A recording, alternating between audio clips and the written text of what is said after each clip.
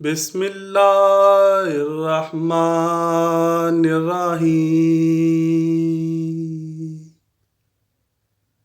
مسلسل 40 دن نمرود کے آتش قدا میں رہنے کے بعد حضرت ابراہیم علیہ السلام ملک شام کی طرف ہجرت فرما گئے۔ راستے میں ایک شہر خزائن الوجہ میں قیام کیا۔ ایک صبح آپ نے دیکھا کہ سب لوگ محل کی طرف جا رہے ہیں۔ پوچھنے پر پتہ چلا کہ یہاں کی شہزادی نہایت خوبصورت ہے اور 7 ملکوں کے شہزادے اس کے لیے رشتہ لے کر آ رہے ہیں۔ جس کو وہ پسند کرے گی اسی سے شادی ہوگی۔ روایت ہے کہ اس شہزادی کے حسن کی شہرت بے انتہا تھی۔ حضرت ابراہیم علیہ السلام بھی اللہ کے حکم سے محل تشریف لے گئے۔ جب شہزادی نقاب اوڑھے اپنے باپ کے ساتھ جلوہ افروز ہوئی تو اس کو اتنے زیادہ رش میں ایک شخص کی پیشانی چمکتی ہوئی نظر آئی۔ شہزادی نے فیصلہ سنا دیا کہ میں اسی شخص سے شادی کروں گی۔ وہ شخص حضرت ابراہیم علیہ السلام تھے اور ان کے ماتھے پر نور محمدی صلی اللہ علیہ وآلہ وسلم تھا، جس پر شہزادی اپنا دل ہار بیٹھی تھی۔ دوستو، وہ شہزادی حضرت سارہ سلام اللہ علیہا تھیں۔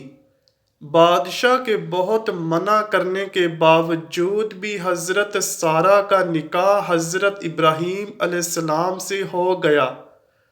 بادشاہ اس لیے منع کرتا رہا کہ یہ مسافر ہے اور اس کے پاس دولت بھی نہیں۔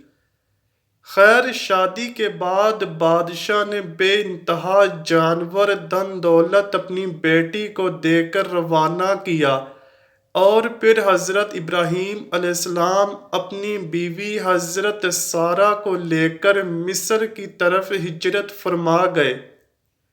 مصر میں اس وقت قبطیوں کی حکومت تھی اور یاد رہے کہ قبطیوں کے ہر بادشاہ کو فرعون کے لقب سے پکارا جاتا تھا۔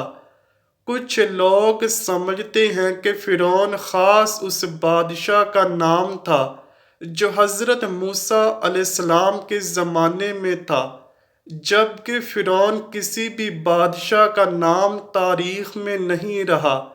فرعون ایک لقب ہے جو کہ قبطیوں کے تمام بادشاہوں کے لیے بولا جاتا تھا۔ اس وقت عمرو بن امرتی القیس وہاں کا بادشاہ فرعون تھا۔ راستے میں کچھ لوگوں نے کہا، اے حضرت ابراہیم علیہ السلام، مصر کا بادشاہ بہت ظالم ہے۔ وہ عورتوں کی خواہش بہت رکھتا ہے اور بالخصوص نئی نویلی دلہنوں کا تو زیادہ شوقین ہے اور بہت جلد اس کی طرف مائل ہو جاتا ہے۔ اس کے راستے پر 10 لوگ متعین ہوتے ہیں۔ جو کوئی مال و اسباب مصر لے جاتا ہے تو اس کو پکڑ کر اس سے اس کا مال محصول لیتے ہیں، اور اگر کوئی سوداگر عورت کو ساتھ لے جاتا ہے تو وہ اس عورت کو اس سے چھین لیتا ہے۔ یہ سن کر حضرت ابراہیم علیہ السلام بے حد پریشان ہوئے، کیونکہ وہ جانتے تھے کہ میری بیوی سارہ جیسا حسن اس پورے جہاں میں اس وقت نہیں ہے۔ لیکن خیر، یہ ہجرت اللہ کے حکم سے تھی، اسی لیے آپ نے سفر جاری رکھا۔ ادھر دوسری طرف فرعون مصر کو پہلے ہی اطلاع مل چکی تھی کہ ایک آدمی انتہائی خوبصورت لڑکی کے ساتھ مصر کی طرف رواں دواں ہے۔ چنانچہ اس نے پہلے ہی اپنے فوجی دستے کو حکم دے رکھا تھا کہ جیسے ہی یہ لوگ مصر کی حدود میں داخل ہوں، ان کو میرے پاس لے آنا۔ بس جیسے ہی حضرت ابراہیم علیہ السلام مصر پہنچے تو فرعون کے فوجیوں نے آپ کو گرفتار کر لیا اور محل میں لے آئے، اور محل کے سب سے خوبصورت کمرے میں ان کو ٹھہرا دیا گیا۔ بادشاہ ان کے حسن کے بارے میں اپنے کارندوں سے آگاہ ہو چکا تھا۔ اس کی نیت جو پہلے ہی خراب تھی، اب اس کا ارادہ اور زیادہ برا ہو گیا۔ اب اس نے حکم دیا کہ اس لڑکی کو نہلا دھلا کر لباس فاخرہ پہنا کر میری خلوت گاہ میں لے آؤ۔ ملعون کے حکم کی تعمیل ہوئی۔ جب حضرت سارہ سلام اللہ علیہا کو تیار کر کے فرعون کی خلوت گاہ میں پہنچا دیا گیا تو آپ وہاں پر اللہ کے حضور عبادت الہی میں مصروف ہو گئیں۔ صحیح بخاری کی حدیث نمبر 2217 میں یہ واقعہ تفصیل سے درج ہے۔ چنانچہ فرعون خلوت گاہ پہنچا اور حضرت بی بی سارہ سلام اللہ علیہا کی عبادت ختم ہونے کا انتظار کرنے لگا۔ حدیث پاک کے الفاظ ہیں کہ حضرت بی بی سارہ سلام اللہ علیہا نے اللہ پاک سے یوں دعا کی، اے اللہ، اگر میں تجھ پر اور تیرے رسول ابراہیم علیہ السلام پر ایمان رکھتی ہوں، اور اگر میں نے اپنے شوہر کے سوا اپنی شرمگاہ کی حفاظت کی ہے تو تو مجھ پر ایک کافر کو مسلط نہ کر۔ اب حضرت سارہ سلام اللہ علیہا کوئی عام خاتون تو تھی نہیں، بلکہ جناب سارہ سلام اللہ علیہا بے شمار معنوی اور اخلاقی فضائل و کمالات کی حامل خاتون تھیں، اور قضائے الہی پر صبر و تحمل کے ساتھ راضی رہنا ان کی اہم خصوصیت تھی، اور خدا پر اعتماد و بھروسہ، عبادت و ریاضت میں خلوص اس خدا پرست خاتون کی دوسری صفتیں تھیں۔ اگرچہ آپ شادی سے پہلے بہت ہی مالدار خاتون تھیں، لیکن حضرت ابراہیم علیہ السلام سے شادی کے بعد بے پناہ مصائب و آلام برداشت کیے، اور اس راہ میں نہایت صبر و تحمل اور خدا پر مکمل اعتماد کے ساتھ زندگی میں پیش آنے والی مشکلات کو سر کیا۔ اللہ نے آپ کی ہر دعا قبول فرمائی تھی۔ چنانچہ جب نماز پڑھ کر آپ کھڑی ہوئیں تو فرعون گندی نیت سے آگے بڑھنے لگا۔ حضرت سارہ علیہ السلام پیچھے ہٹنے لگیں اور ٹھوکر کھا کر بستر پر جا گری۔ یہ دیکھ کر قبطیوں کا بادشاہ ہنس پڑا اور برہنہ ہونے لگا۔ پس اللہ پاک کا عذاب شروع ہوا اور اس کے پاؤں زمین میں دھنسنے لگے۔ یہ دیکھ کر بادشاہ کانپنے لگا اور معافی مانگنے لگا، تو حضرت سارہ سلام اللہ علیہا نے اللہ پاک کے حضور میں دعا کی، اے اللہ، اگر یہ مر گیا تو لوگ کہیں گے کہ سارہ نے مارا ہے۔ چنانچہ وہ پھر چھوٹ گیا۔ جیسی زمین نے اس بادشاہ کو چھوڑا تو وہ دوبارہ سارہ سلام اللہ علیہا کی طرف بڑھا۔ حضرت سارہ سلام اللہ علیہا نے پھر سے دعا کی، اے اللہ، اگر میں تجھ پر اور تیرے رسول پر ایمان رکھتی ہوں اور اپنے شوہر کے سوا ہر موقع پر میں نے اپنی شرمگاہ کی حفاظت کی ہے تو تو مجھ پر اس کافر کو مسلط نہ کر۔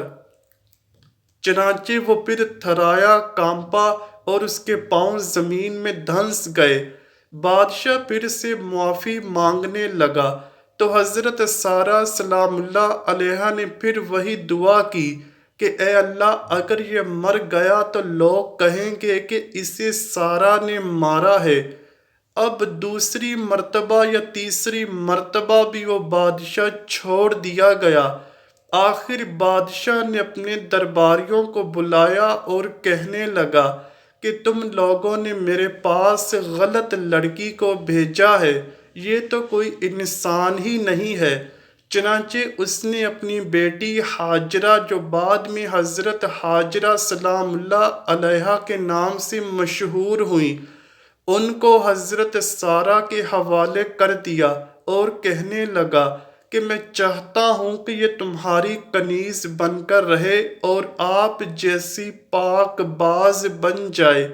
پھر بہت سارا مال و دولت دے کر بادشاہ نے اپنی بیٹی حضرت ہاجرہ اور حضرت سارہ سلام اللہ علیہا کو رخصت کیا۔ پھر حضرت سارہ سلام اللہ علیہا حضرت ابراہیم علیہ السلام کے پاس آئیں اور سارا ماجرا سنایا۔ چنانچہ حضرت ہاجرہ نے ابراہیمی گھرانے میں پوری تربیت حاصل کی اور 85 سال کی عمر میں جبکہ آپ اولاد سے مایوس ہو رہے تھے، حضرت سارہ علیہ السلام نے حضرت ابراہیم علیہ السلام سے خود کہا کہ ہاجرہ سے شادی کر لو، شاید اللہ پاک انہی کے ذریعے آپ کو اولاد عطا کرے۔ چنانچہ ایسا ہی ہوا۔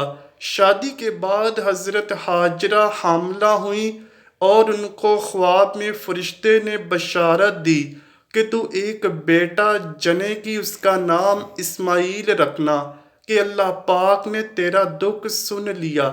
حضرت ابراہیم علیہ السلام کی عمر مبارک 100 سال اور آپ کی اہلیہ حضرت سارہ سلام اللہ علیہا کی عمر 90 سال ہوئی تو جب ان کے ہاں حضرت اسحاق علیہ السلام پیدا ہوئے۔ ان دنوں حضرت ابراہیم علیہ السلام ملک شام میں رہائش پذیر تھے، جبکہ بڑے صاحبزادے حضرت اسماعیل علیہ السلام 14 سال سے مکہ مکرمہ میں اپنی والدہ حضرت ہاجرہ علیہ السلام کے ساتھ مقیم تھے۔ حضرت اسماعیل علیہ السلام کی نسل سے عرب کے تمام قبائل وجود میں آئے۔ حضرت اسماعیل علیہ السلام کی اولاد میں خاتم النبیین حضرت محمد مصطفیٰ صلی اللہ علیہ وآلہ وسلم دنیا میں رونق افروز ہوئے، جبکہ حضرت اسحاق علیہ السلام سے حضرت یعقوب علیہ السلام پیدا ہوئے، جنہیں اسرائیل بھی کہا جاتا ہے، اور اسی لیے ان کی نسل کو بنی اسرائیل کہتے ہیں۔ بنی اسرائیل میں سے جو انبیاء دنیا میں مبعوث ہوئے ان کی تعداد بہت زیادہ ہے، تاہم بنی اسرائیل میں نبوت کا سلسلہ حضرت عیسیٰ علیہ السلام پر ختم ہوا۔ حضرت بی بی سارہ سلام اللہ علیہا کا انتقال 127 برس کی عمر میں ہوا اور حضرت ابراہیم علیہ السلام نے ان کی تدفین کنعان کی بستی ہیبرون میں کی۔ آئیے اب مل کر دعا کرتے ہیں کہ اللہ پاک ہماری ماؤں، بہنوں اور بیویوں کو حضرت بی بی سارہ سلام اللہ علیہا جیسی پاک دامنی نصیب فرمائے۔ اے اللہ پاک ہمارے گناہوں کو معاف فرما دے اور ہم پر وہ بوجھ نہ ڈال جس کو اٹھانے کی سکت ہم میں نہیں۔ اے اللہ پاک نبی پاک صلی اللہ علیہ وآلہ وسلم اور ان کی آل پاک کے صدقے میں ہماری دعا قبول فرما لے۔ کمنٹ سیکشن میں آمین لکھنا مت بھولیے گا۔ امید کرتا ہوں کہ آپ کو ویڈیو ضرور پسند آئی ہوگی۔ اگر ویڈیو پسند آئی ہے تو ویڈیو کو لائک کیجئے، شیئر کیجئے اور چینل کو لازمی سبسکرائب کیجئے۔ کمنٹ سیکشن میں اپنی رائے کا اظہار بھی ضرور کیجئے گا۔ ملتے ہیں اگلی ویڈیو میں، تب تک کے لیے اللہ حافظ۔